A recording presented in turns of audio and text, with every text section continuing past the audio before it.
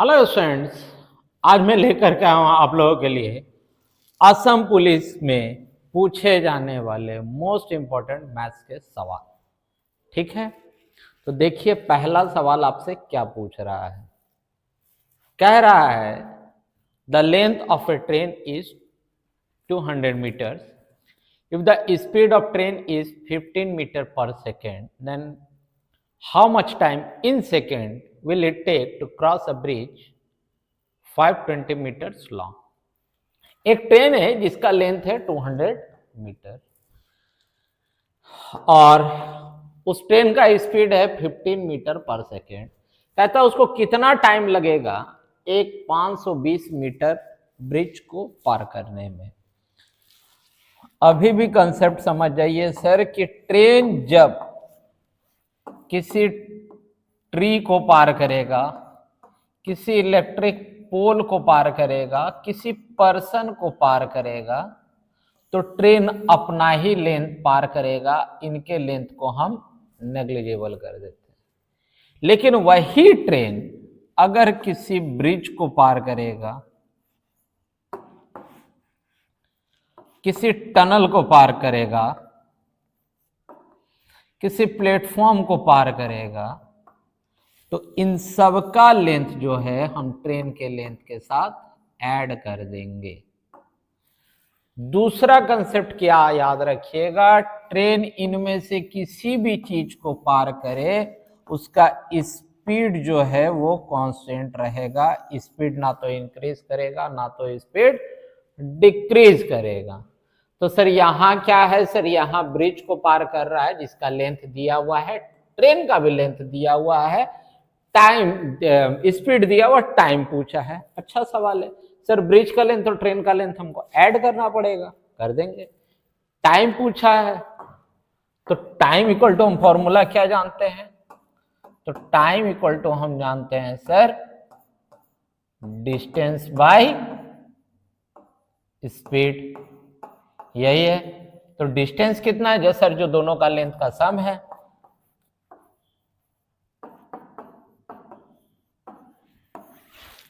यही है दोनों का लेंथ का सम।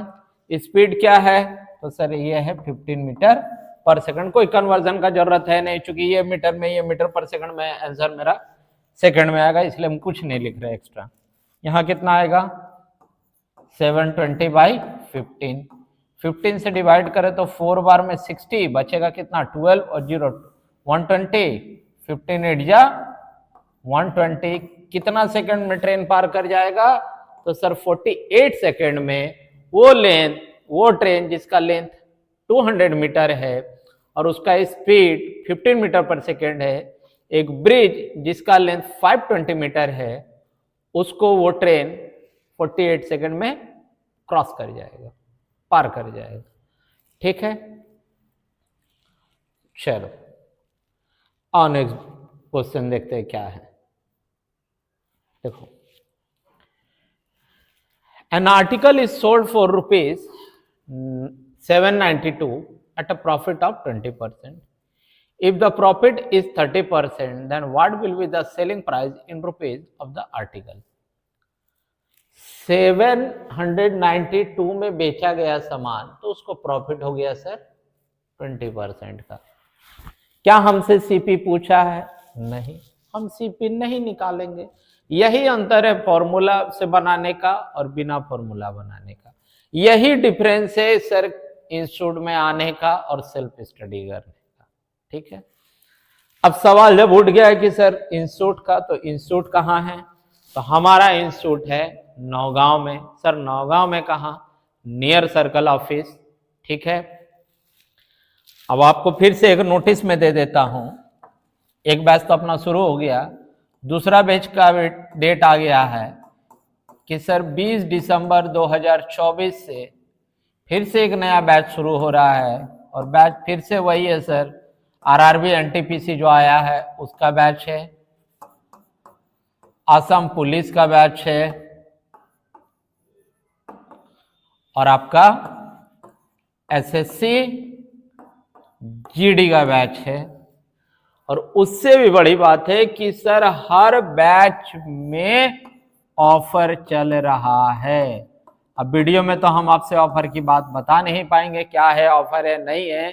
तो अधिक जानकारी के लिए उठाइए फोन और डायल कीजिए 9395004636 या फिर 7577004636 फोन कीजिए, कोर्स के बारे में जानकारी लीजिए, बैच के बारे में जानकारी लीजिए, as soon as possible batch join कीजिए।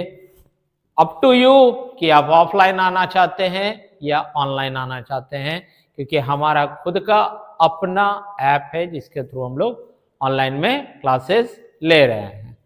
ठीक है, तो देखो बैक टू द क्वेश्चन क्या है। 792 रुपीज में बेच दिया, उसको प्रॉफिट हो गया 20%। अब वो कितना में बेचे कि उससे प्रॉफिट हो जाए 30%। सीपी पूछा ही नहीं, हम निकालेंगे भी नहीं। अपना मेथड क्या है सर, 120 का वैल्यू हमको पता है सर। 120 क्यों? क्योंकि 20% का प्रॉफिट हुआ, 20% का लॉस होता तो यहाँ 120 का जगह हम क्या लिखते हैं 80। इसका वैल्यू हमको दे दिया सर 792। 120 equal to 792। कितना परसेंट का प्रॉफिट चाहिए सर? 30% का। किसका वैल्यू निकालेंगे हम? 130 इक्वल टू क्वेश्चन मार्क। तो question mark equal to cross खेलते हैं।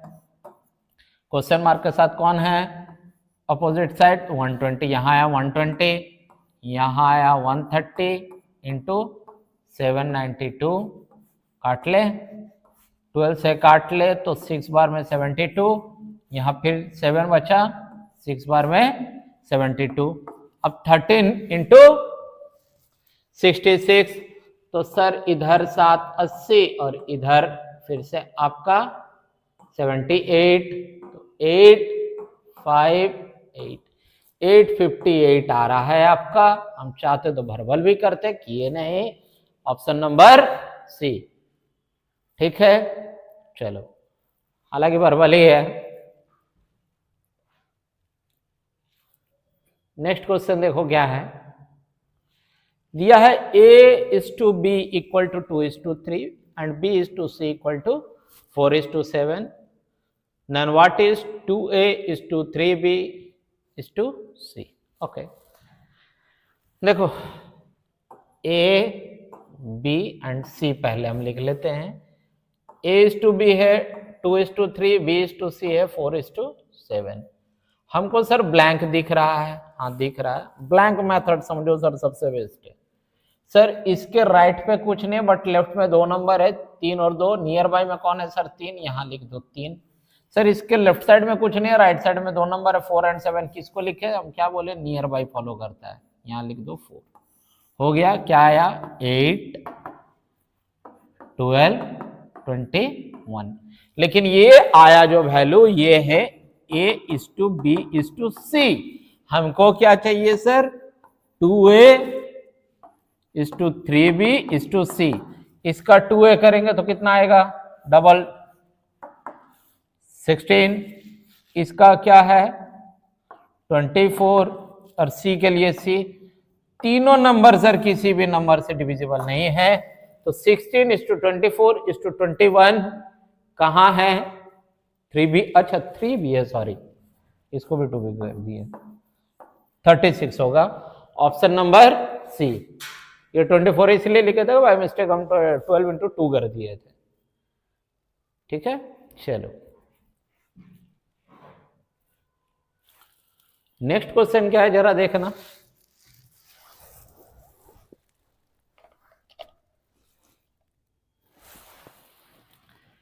X can finish a work in 12 days and Y can do the same work in 16 days. Y work for 8 days and left the work in how many days? X alone can finish the remaining work. देखो ये question बहुत अच्छे से समझना, क्योंकि यहाँ पर एक मिसकंसेप्ट तुम समझ सकते हो कि सर X कर रहा है सर 12 दिन में और Y कर रहा है 16 डेज में।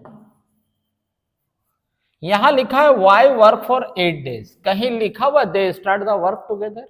नहीं। अगर ये लिखता कि they start the work together and Y left after 8 days, तब तो दोनों काम को शुरू किया है एक साथ, लेकिन यहां कहीं मेंशन नहीं है। तो ये समझो कि सर वाई अकेले 8 दिन तक काम किया। टोटल काम कितना है सर, दोनों का एलसीएम लेते हैं तो आता है 48। इस भाई साहब को काम करने दे तो ये 4 दिन लेंगे, ये 3 दिन लेगा, एक दिन में 3 काम करेगा ये इस तरह से काम किया 8 दिन तक। तो इसको इंटू 8 कर लेते हैं तो हो गया सर 24। सर ये था मेरा टोटल काम, और ये हुआ, लिख भी देते हैं, वर्क डन बाय वाई, है ना, वाई इन 8 days, 8 दिन में काम हो गया इतना। तो सर इन दोनों का डिफरेंस क्या आएगा sir, this is 24 and this is the remaining work which has to be done, which has to be finished by x। ठीक है, तो काम कितना है सर 24। एक दिन में भाई साहब काम करेंगे 4, कितना दिन लगेगा सर 6 दिन। ये क्या है, x को रिमेनिंग वर्क करने में जो टाइम लगेगा वो है सर।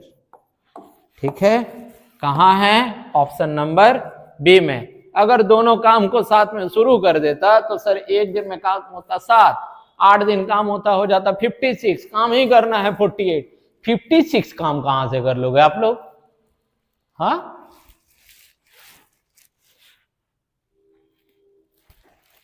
चलो नेक्स्ट क्वेश्चन की तरफ मूव करते हैं।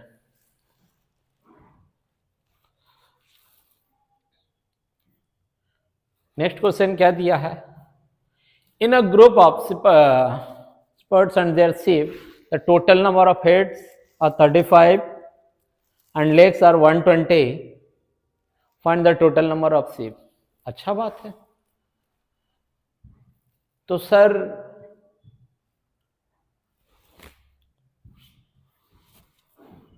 इन भाई साहब को है 2 पैर, इस शीप को है 4 पैर, लेकिन सबके पास गर्दन एक एक है। ठीक है, तो हम इसको x मान लेते हैं और इसको y मान लेते हैं। तो x प्लस y कितना है सर, मेरे पास हेड कितना है, तो हेड है सर 35। सर लेग कितना है सर, इसके पास 2 लेग तो ये 2x, इसके पास सर 4 लेग तो 4y, क्या हो गया सर 100। हमसे क्या पूछा है, शिप्स पूछा है, y का वैल्यू, x कैंसिल आउट कर देते हैं। ठीक है, तो सर इसको हम इक्वेशन 1, इसको इक्वेशन 2 रखते हैं। x कैंसिल करना है सर, इसको 2 से मल्टीप्लाई कर दीजिए, इसको 1 ही रखिए। इसको 2 से मल्टीप्लाई किए तो ये हो गया 2x प्लस 2y, 35 दूनी 70, माइनस माइनस माइनस खत्म। कितना बना सर 2y 30 आएगा, हाँ। कितना है सर y इक्वल टू 15। ठीक है, शिप्स कितना है सर